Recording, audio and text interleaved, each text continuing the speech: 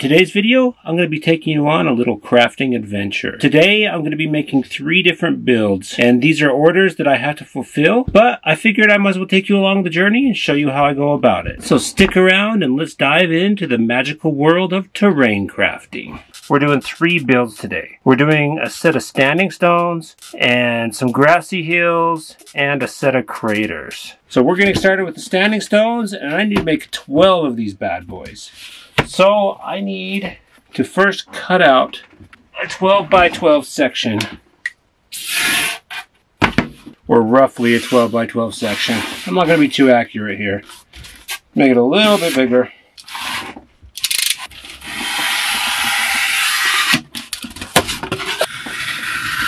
And there's that. There we go.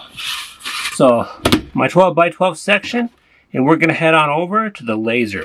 Okay, now I'm using a program called Lightburn. It's just a laser engraving program, and I have a few files that I've drawn up just to make it a little easier on myself. So you can do what I'm doing with the laser just with a hobby knife and just carve out all the stuff that you want with the hobby knife. I'm just adding spirals. You'll see. You'll see. Now, I always throw these little laser glasses on because it can burn your eyes, but let's show you what I'm doing here. So here we are with the laser running, so you can see what I'm doing. This is an Ortur Laser Master Pro 2. I usually wear a mask and have lots of fans blowing out, which I will turn on the fan in a minute, but I wanted to make sure you guys could hear me. But I'm just etching the spirals into the foam. Okay, so while we got that bad boy going behind me, I'm going to go ahead and start on the grassy hills. And the little spare piece of foam that I had left over should do the trick. And I have a certain size of hill that I'm going for. First one's going to be 8 by 6 roughly. And I'm not even going to draw out the 8 by 6. I'm just going to cut. No need to be too specific. This piece is going to work good for one of the smaller pieces that I need. And then, there we go. And there we go. And there we go. And those are going to be our stacking grassy hills. This is just a cheap serrated kitchen knife. And we are going to go ahead and carve out like so. Some of the times I use my fingernail too, so just depends. So yeah, there's a raw stone look. You'll see also there's all these tags on it. You can take like a metal brush and brush them off, but it's not really necessary. As soon as we cover it with black paint, it'll just stick to it and look kind of like little rocks. Now we're going to round out the rest of this guy.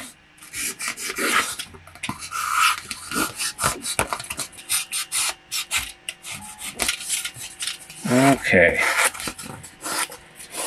Yeah, we're just getting a basic rounded out shape here. Okay. I do want to say you could sit there and just keep whittling it down until it's round.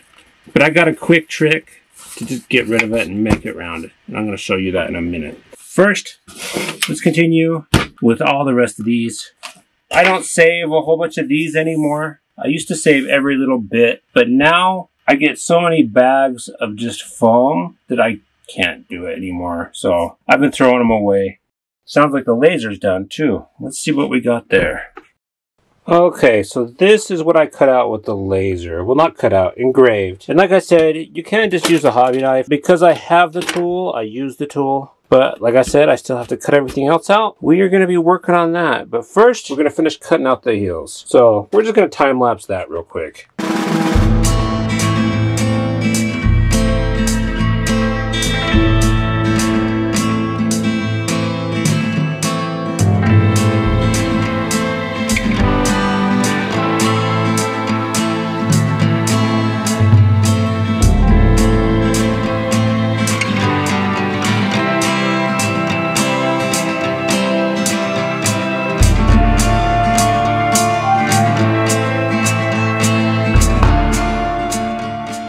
Okay, so before I continue on to cutting with the Proxxon cutter, I'm going to trace out our craters. I used a compass, like this kind of compass, to trace it out, the sizes that I needed, just on cardboard, and then I cut them out. Let's just get those traced out. like so. I need 2 of the large ones, they're 6 inches. And 3 of these small ones, which are 4 inches, or about 4 inches. Maybe a little bit smaller on 1 or 2. Let's see. I hate using these little thin pieces, but it's what I have left of the 1-inch foam. Just because I have so much left right there. Okay. And there is that. Now let's get started cutting out the Proxon. Okay, so it's super warm in here, so I got the fans going, so sorry if you can hear that when I'm talking. Let's go.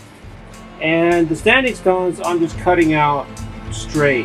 And these are going to be 2 by 4 inches. 4 inches tall, 2 inches wide, 1 inch thick.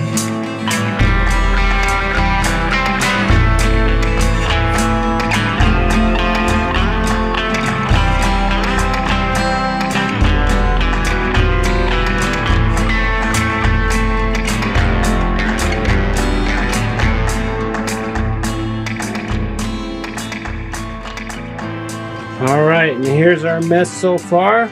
Nothing really looks like terrain just yet, aside from maybe those. But pretty soon, it'll be looking less like pink foam and more like terrain. So for the next part, we actually need a tool. We're going to be switching to that right there. So first up, we're going to be monkeying around with our hills. And the point of this, with these hills, is to make them smooth, at least on one side. You'll see what I mean. We want this side rocky, this side smooth. So let's start with this one right here. It should go well. So we're gonna put the heat gun on low and just go to town. Okay, you'll see that it's already starting to smooth things out quite a bit in that area. And sometimes you can get rid of some of these tags too with the heat gun. I just run it over it real quick. Like so. We take it one step further. I use my homemade tool. This is milliput holding together aquarium gravel around a paintbrush handle that I've sharpened on one end. This is probably one of my most useful tools. I use it for everything, but we just go ahead, and this isn't only giving it texture, it's just rounding it out a little bit more. You can also use aluminum foil, but I think my tool makes it a lot more satisfying. Also, you can hammer it. There we go. Now we've got a nice smooth incline with some rocky outcropping. And rather than doing this after each one, I go ahead and use the heat gun on all of them first, and then I'll go ahead and use this after. Now we're going to be switching to our craters. So let's move this other stuff out of the way. And we are using the heat gun again. Anybody that's seen my previous video knows how I make craters, but anybody who hasn't, watch and learn. We are making a crater with a heat gun. These heat guns get really hot, so make sure you're wearing a mask and have good ventilation. Okay, and when it gets to that point, like this, I use my tool again and smooth it out, just so we don't have all that bubbling. Should look like that when you're done. And now, we are going to be using our kitchen knife and cutting these out. You'll see. Just cut around the whole outside of the crater, and then I start adding some lines and stuff in the crater. There's our crater. On this one, I like to use the metal brush. So we go ahead, just around the whole thing. The only problem with doing this to foam is this stuff can get in your lungs. So make sure you vacuum it right after. Wear a dust mask. Safety first. And that is what we are left with. Nice looking crater. For the next step, we're going to be using spackling compound and corkboard. And we are going to be working on the craters again. And I'm using the pink stuff again. Dries white. It's wet when it's pink. I'm going to spread it on in here. Like so. Start like that.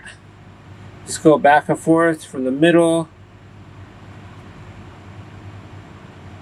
Make it look like it's been blasted out.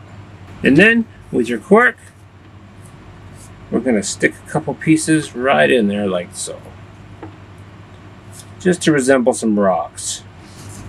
And if anybody's curious where I got that shirt in the background, I designed that. They're for sale on my website as well as my Redbubble. I get a little kickback on Redbubble, and my website is fulfilled by Printful and obviously fulfilled by Redbubble on there. If you're out of country, outside of the United States, it's probably best to go through Redbubble because they will print it out in your area and send them directly to you. Otherwise, I get a bigger kickback if you buy from my shop. And we're gonna hope these dry fast because I'd like to get these painted black tonight. So back to these here hills. We are going to be adding some cork pieces with the hot glue gun to some of the smoother sections. These are just going to be rocks in the grass.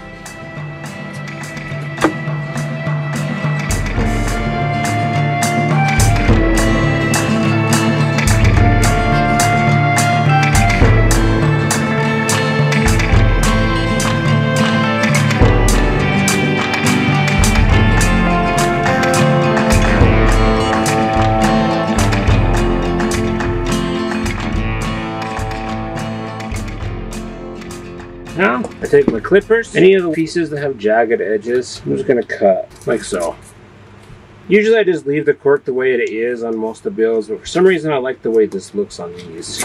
This matches the hill a little bit better. Since the hills aren't very jagged, they're more of a smooth looking hill.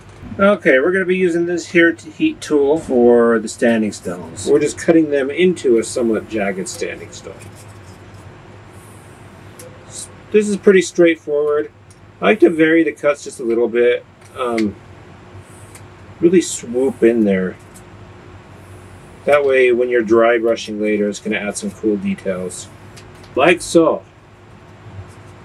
That's all we're going for. Okay, so here's our standing stones all cut out. Now we're just going to finish these guys up, and we can eventually get to painting things. These laser engraved spirals look too clean. That's not really the look we're going for. So I'm going to use my tool, and I'm just going to run it along the inside of each of these spirals. Just give it a little bit of a beveled look. You can also use like a pen or a pencil to do this step. I just like my handmade tool I made just because one tool to rule them all. And now we're just going to texture everything. You can do this with aluminum foil, as I've stated before, but I prefer my little texture roller here.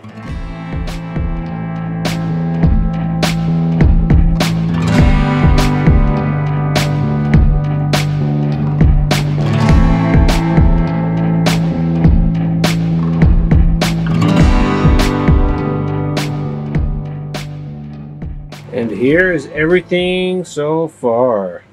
We got the craters, the standing stones, and the stackable hills. We still need to finish making the standing stones. All that's left is the base. And I'm going to be doing that with some foam core.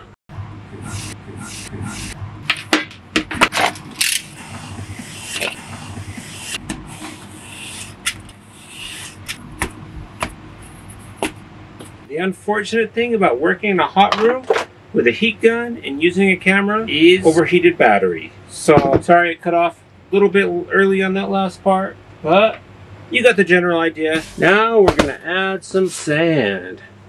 We're going to add our glue to the base. This is slightly watered down PVA glue.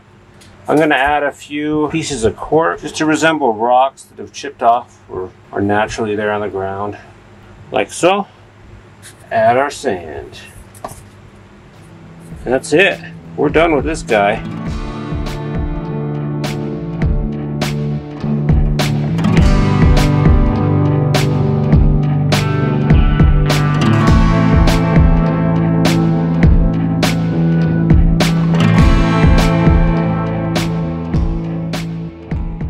Everything is made and ready to be painted. So the next step is going to be base coating everything black. We're starting with the hills, then we're doing the craters, then we're doing the standing stones. Some of the craters I'm a little worried about. Like this one, you can see, still a little bit pink, but we're going to chance it. I'm going to be using this paint, black house paint, and this Purdy brush.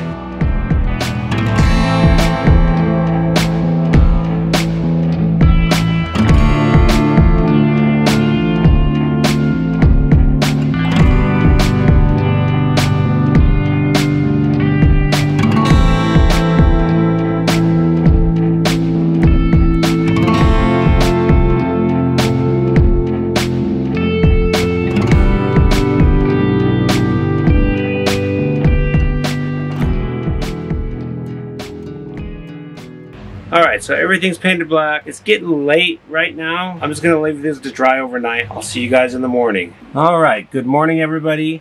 Everything we painted last night is nice and dry. We're just gonna start on the standing stones. I'm just gonna be giving these guys pretty basic paint job. Gray stone, brown sand. So I'm just overbrushing this gray craft paint onto all the sections that are stone. Like so. Okay, now for the brown parts. I'm not too particular. This brush might be a little too big for it, but we're going to use it anyway. I'm not too particular about staying in the lines. I feel like it adds nice detail to just kind of go over the stone just a tad. Any spots you absolutely mess up on, say like right here, we'll be going over things later with the dry brush and it'll blend in more. And then I'm also going to be adding moss. We'll be able to cover up mistakes like that. So, similar concept to our standing stones. We're going to paint the craters gray. A nice heavy overbrush. That way all the details that we put into the actual foam show up nice and easily. It'll leave gray on the upper surfaces, and we'll have black in all the crevices and cracks and details. Like so. You could just leave these like this, but one of my things I do is add a little bit of a rust color, just in patches, just to give it some varied look, add a little bit more detail, make it a little bit more eye-pleasing. Okay, now we're on to the hills. And again, very similar paint job. I'm painting all the rocks and all the cliff sides with the same gray. Pretty straightforward. That same gray on all the rock faces. Just real quick. We don't have to spend too much time adding too much paint or it's going to look like crap. So there we go. Just like that to all these pieces. And there's a little bit of overbrush on some of these. We're going to be covering that up in just a second. With these guys, all the black areas are going to be grass. That said, I still want to paint it. You don't have to paint all the black areas if you absolutely don't want to. But I like to add a brown undercoat to the grass. It'll show a little bit of brown through the green grass and make it look like dirt. And I'm just using your most basic brown you can get.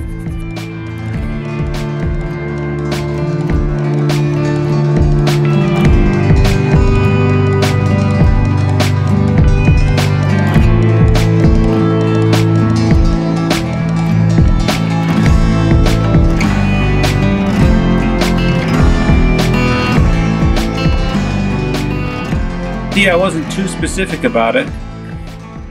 I overbrushed the brown onto some of the gray, or I didn't cover all the black. It's just going to add good variation to the build. Looking pretty good so far. We're almost done with the paint job. All that's left is dry brushing. Color doesn't matter, but I would definitely go with some sort of off-white. And I will be using one of these cheap chip brushes. Get most of the paint off your brush on your paper towel and go over the whole build here.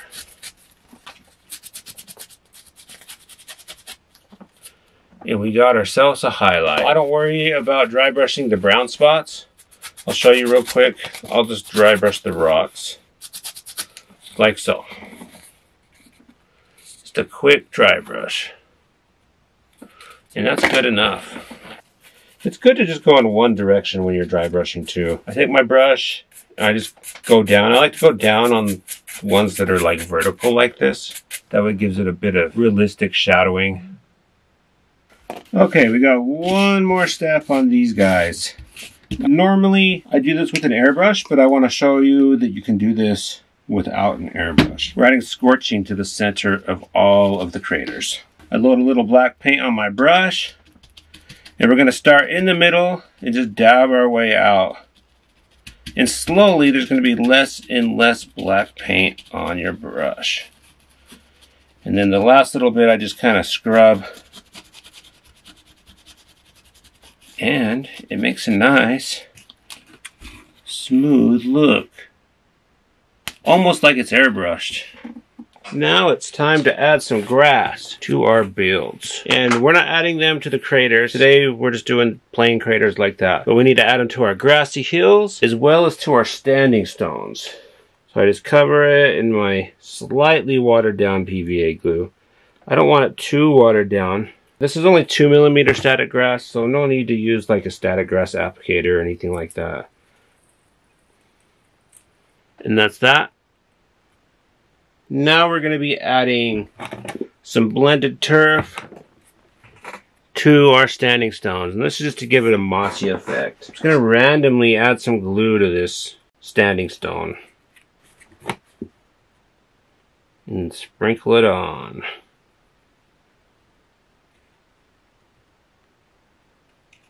That's what we're going for. The last thing we're going to do